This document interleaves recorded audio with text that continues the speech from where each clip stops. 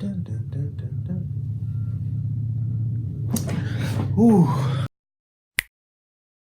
What's up, YouTube fans? Sway Kicks here, and I'm giving y'all another sneaker review. And today, as you can tell by the title of the video, we will be reviewing the Air Jordan 1 Turbo Green.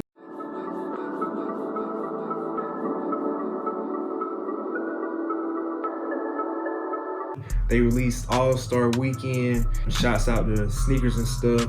When pictures first surfaced of the shoe, I was kind of, I fell in love right away when I saw them. I was like, it's a different take, it's a different color. It just looked, it was just different. First and foremost, the material of the shoe is nice.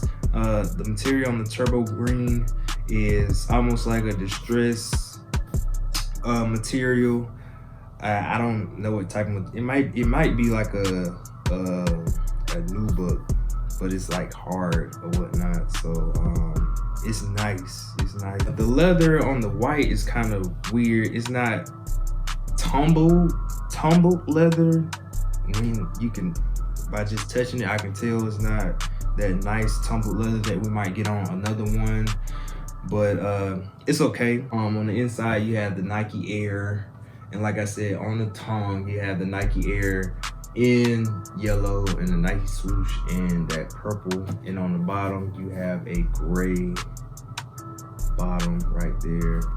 And it came with 2 extra sets of laces. As far as the review, that's the shoe, you guys. If you're a first time viewer, make sure you hit that subscribe button and leave a like.